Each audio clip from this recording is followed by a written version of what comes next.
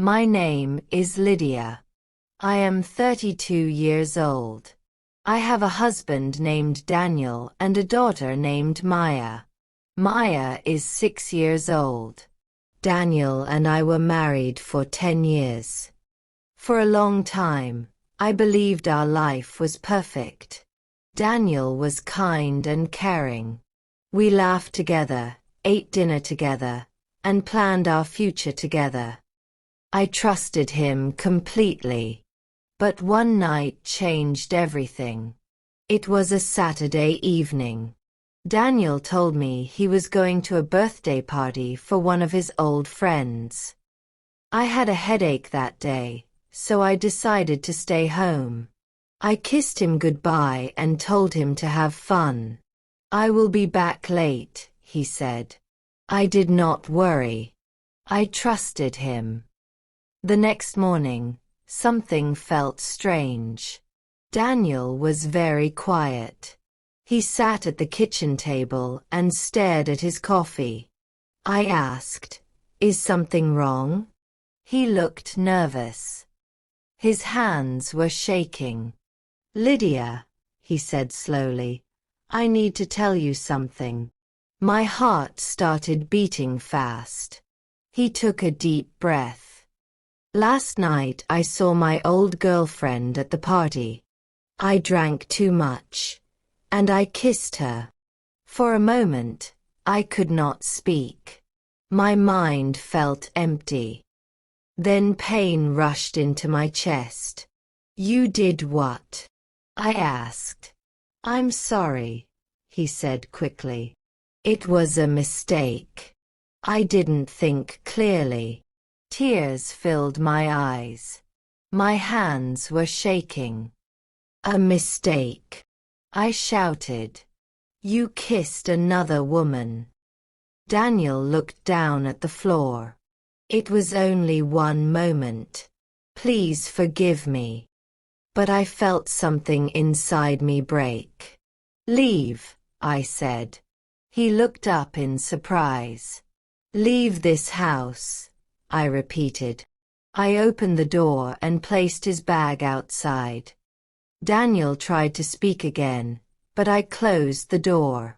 At that time, Maya was staying with my parents. I was thankful she did not see our fight. That night I cried for hours.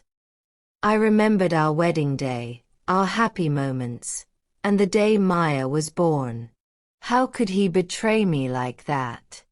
During the next few days, Daniel sent many messages. "I'm sorry. I love you. Please talk to me." But I did not answer. Then his mother called me. "Lydia," she said, "all men make mistakes. Don't destroy your marriage." I replied calmly, "Trust is very important to me." He broke that trust. "But think about Maya," she said. "Maya still has a father," I answered. "But I don't have to stay with a husband who hurt me." Some friends told me I should forgive him. Others said I was right to be angry. But my heart felt heavy and confused. For weeks I lived alone with Maya. Our home became quiet again. One afternoon Daniel came to the door with flowers. "Please talk to me," he said softly. I opened the door a little. "What do you want?" I asked. "I made a terrible mistake," he said. "I was drunk and stupid. But I love you and Maya. Please give me another chance." I looked at the flowers, then at his face. "You had a choice," I said. "You could say no." He had no answer. He left the flowers near the door and walked away. That night I could not sleep. My heart still loved him, but my mind could not forget the betrayal. Days turned into weeks. Daniel continued to send messages, but slowly the messages became fewer. He did not stop trying, but he also respected my silence. One morning I saw him waiting outside Maya's school. When Maya saw him, she ran into his arms happily. "Daddy!" she shouted. I watched from far away. He was a good father. That was true. But being a good father did not erase what he had done to me. Still, I allowed him to visit Maya every weekend. He helped her with homework, read stories to her, and took her for ice cream. Over time, I noticed something different. Daniel had stopped drinking. He spoke more honestly.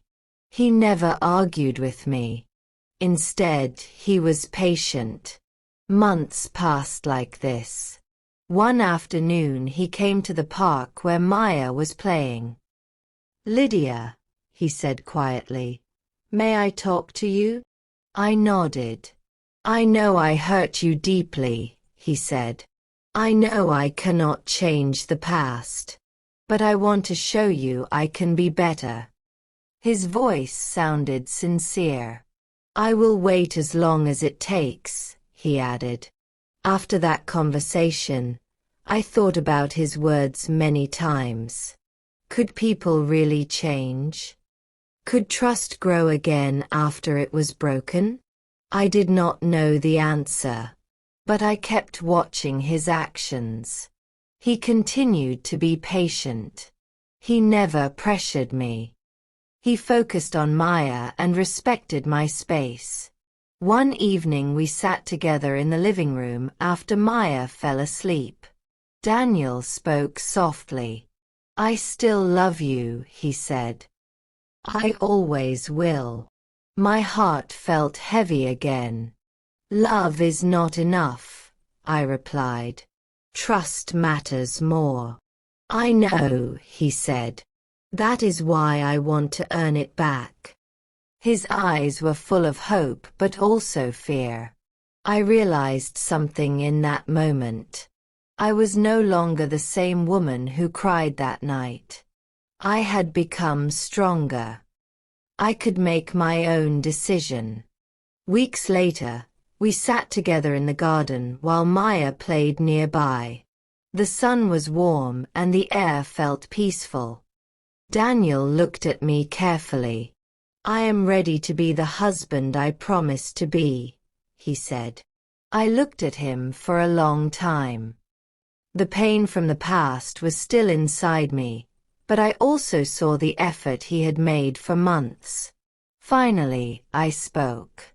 "I forgive you," I said quietly. His eyes widened.